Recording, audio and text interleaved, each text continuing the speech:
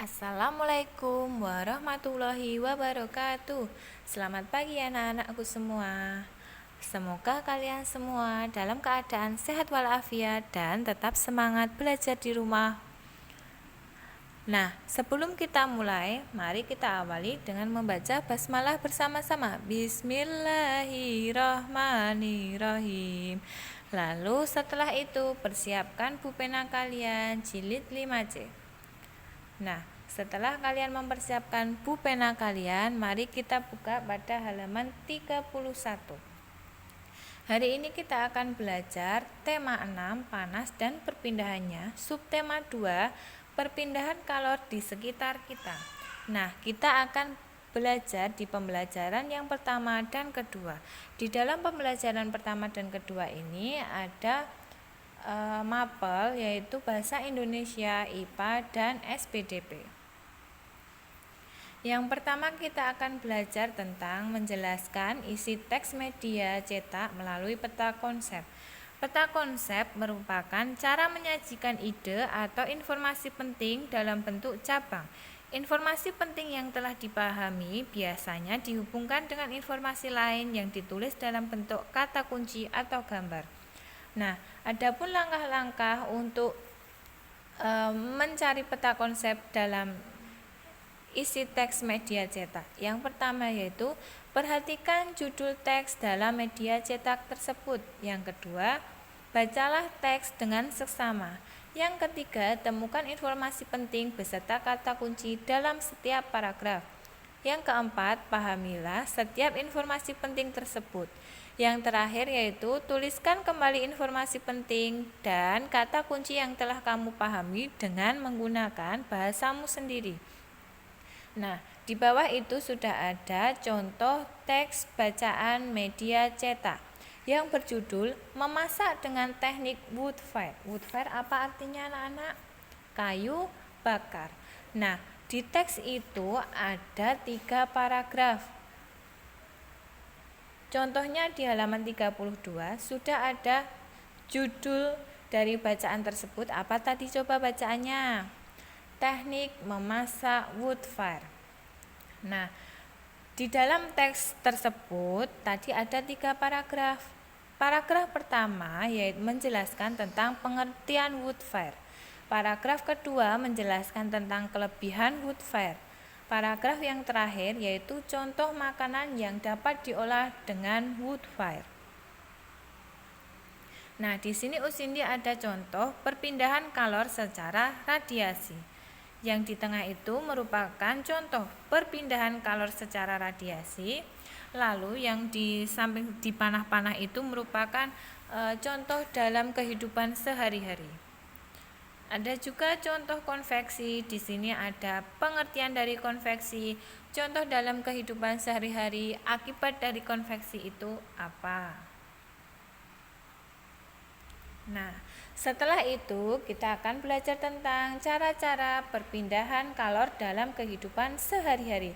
Perpindahan kalor yaitu ada 3. Yang pertama konduksi, yang kedua konveksi, yang ketiga radiasi. Konduksi merupakan perpindahan kalor disertai perpindahan zat perantara. Contohnya, jari tangan terasa hangat saat memegang gelas berisi air hangat. Ada contoh lagi, misalkan kamu sedang kedinginan, kamu mengisikan air panas ke dalam botol, gelas, atau mangkuk. Nah, kalian memegangnya, akan terasa hangat di jari-jari kalian. Nah, itu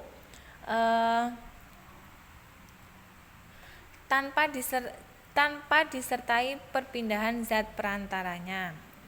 Lalu contoh selanjutnya yaitu mencelupkan sendok logam ke dalam air panas. Contoh saat kamu sedang makan sup atau kamu sedang mengaduk teh, kopi, susu, akan terasa panas di ujung sendok karena adanya perpindahan kalor yang berupa konduksi. Selanjutnya ada knalpot menjadi panas setelah mesin sepeda motor dihidupkan lama. Ketika orang tuamu sudah mengendarai motor ke sana kemari, lalu knalpot pada sepeda motor orang tuamu akan terasa panas, dan jika mengenai kakimu akan terasa sangat panas. Lalu mentega akan meleleh di wajan yang sedang dipanaskan. Tutup panci akan terasa panas saat panci digunakan untuk memasak. Nah, perpindahan kalor yang kedua ada konveksi. Konveksi merupakan perpindahan kalor melalui perantara di mana zat perantaranya ikut berpindah. Contoh peristiwa konveksi yaitu air dipanaskan di dalam panci. Nah, ketika memanaskan air akan terlihat seperti diaduk. Hal ini dikarenakan partikel-partikel air yang ada di bagian bawah menjadi panas dan berpindahan ke permukaan. Partikel air yang berpindah ini juga diikuti oleh perpindahan kalor. Jadi seperti dibolak-balik ya. Lanjut, yang kedua ada peristiwa angin laut dan angin darat. Angin laut adalah angin yang berpindah dari laut ke darat dan terjadi pada siang hari. Saat siang hari, matahari membuat daratan lebih panas. Akibatnya, suhu di darat lebih tinggi dan membuat partikel udara memuai.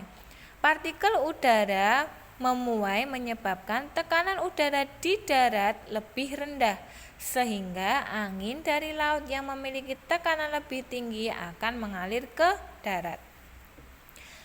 Lalu angin darat adalah angin yang berpindah dari darat ke laut dan berpindahnya pada saat malam hari.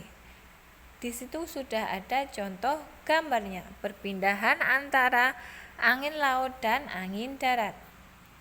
Yang terakhir ada sirkulasi udara yang mengalir melalui jendela karena adanya perpindahan partikel udara panas, adanya pergantian udara di dalam ruangan.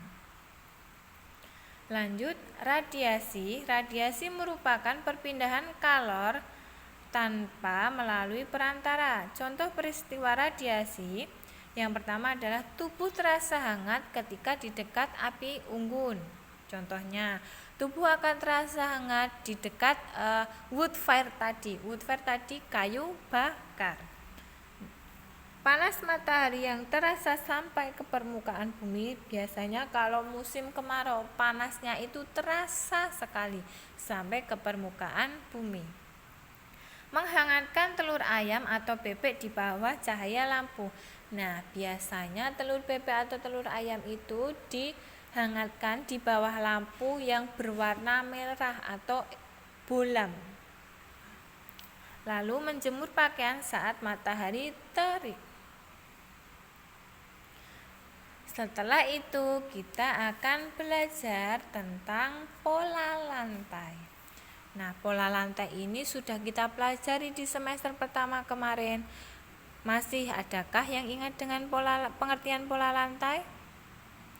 Pola lantai merupakan garis yang membentuk formasi penari saat melakukan gerak tari.